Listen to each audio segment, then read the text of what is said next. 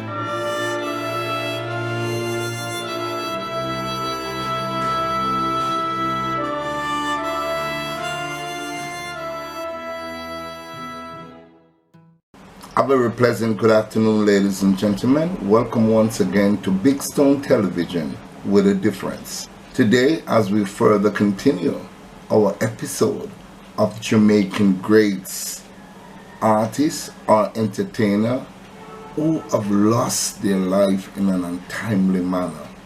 Today, ladies and gentlemen, we present to you the renowned singer and formidable prolific producer, Mr.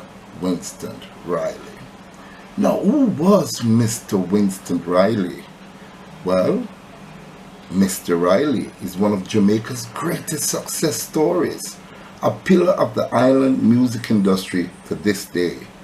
Born in 1946 in Kingston, Jamaica, Riley founded the Techniques in 1964 with a group of friends, all of whom congregated at a youth club established by Edward Seaga. It was the future Prime Minister who took the young band into Federal Studios that year, where Byron Lee oversaw the group's recording debut. Soon after, the Techniques relocated to Treasure Isle, where their debut for Duke Reid's 1965, Little Did You Know, rocketed them to the top of the Jamaican chart. A series of lineup shifts barely slowed the group down as the Techniques' hits continued to pour forth across the ska, rocksteady and reggae years. In 1968, though the band broke with Reid and Riley began producing the Techniques' music, he also oversaw the Sensations and a solo Johnny Osborne, who gave Riley's Techniques label its first major hit, Warrior. But it was a rhythm worked up by organist Ansel Collins and drummer Sly Dunbar that provided the producer with his international breakthrough when their double barrel, enlightened by Dave Barker's Toast, shot to the top of the UK chart and the US Top 25. The follow-up, Monkey Barrel, was nearly as successful, together bringing a licensing deal with Trojan Records and financing Riley's new record shop. The 1974 instrumental, Starlock 17, initially credited to a solo Ansel Collins, had an even greater impact. The phenomenally successful rhythm has been versioned regularly ever since, with the Starlock 17th, 18th, and 19th set one of the most popular one-rhythm albums of all time.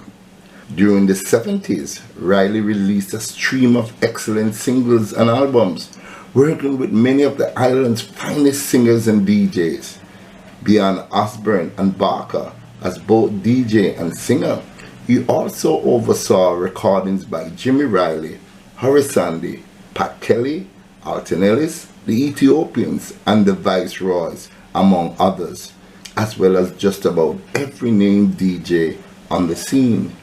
His melody-laced dubs are all of equal note, Fans thus found it unnerving that while Riley was overseeing such high-quality roots offering, he was also grooming General Echo for stardom. Well, someone was going to do it. The producer later quipped about his unleashing slack into the sound system like Staggerlag. That move would also have long-term implications. The other side of the coin, though, was Sister Nancy. The groundbreaking female DJ helped launch to fame in the early 80s. Echo and Nancy were just two of many of the artists who Riley either turned into stars or gave a leg up. Lone Ranger, Frankie Paul, Tristan Palmer, Madu, and Errol Carter were among some of the other notables he worked with during this period. In 1985, Prince Jammy launched the digital age with Anonymous Sling Thing, and Riley slapped back strongly with Tennessaw's equally seminal Ring the Alarm, yet another Staggerlag version. Of course, the singing producer was fighting a losing battle, but even when he bowed to the inevitable, so laced with melodies were his rhythms that one could forget they were actually raga, and the hits just kept rolling in. Super Cat Boobs, Red Dragons All Are Fresh and Your Body Good, Flower Guns All Are Spliff, Daddy Lizard, Afe Fly Out, Papa San and Lady G's Legal Rights, as well as Clutch from Cutty Ranks and more from Courtney Melody. Meanwhile, Admiral Tibet and Frankie Paul kept the cultural flag flying, as did Ernest Wilson, Gregory Isaac, and Yami Bolo, with Bushman providing an illustrious example of the producer's more recent roots work. Butcher Banton, Ring the Alarm Quick, chime in the new millennium, with Riley still hard at work. He continues to stay on top of the scene while simultaneously overseeing its vast back catalogue. Then tragedy struck. Winston Riley, the singer, producer, whose career spanned 50 years, died Thursday evening at the University Hospital of the West Indies. He was 65 years old. Kurt Riley, one of Riley's children, told the Observer that his father had been hospitalized since last November when he was shot in the head at his St. Andrew home. Riley had been in an induced coma and had briefly come off life support, his son said. The police have made no arrests in the incident, which came months after Riley's landmark store, Technique Record Store on Orange Street, downtown Kingston, was destroyed by fire.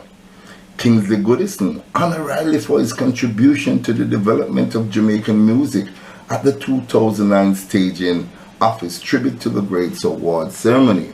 He described him as an unsung hero of the local music business. He really produced some outstanding songs. Very few people in the business work harder than Winston Riley, Goodison said. What a loss. Again, another loss. We have lost an icon in the lives of Mr. Winston Riley. Why do we have to kill our great men? Why do we have to kill our great people? Why do we have to kill our great influence? What a drain the music industry has been going through since the loss of a stalwart like Mr. Winston Riley. But guess what? We're honored and we're so happy to know that his legacy still lives on in his music. At this moment, I'd like to offer to Kurt Riley and the rest of the Riley family my sincere condolences to your family. We understand and we still mourn your loss. He was an icon and a legend. He came, he saw, and he certainly conquered. Thank you all for watching. Please like and share this video. And if you have not yet subscribed to my channel, now is the time to do so. Oh, stay tuned.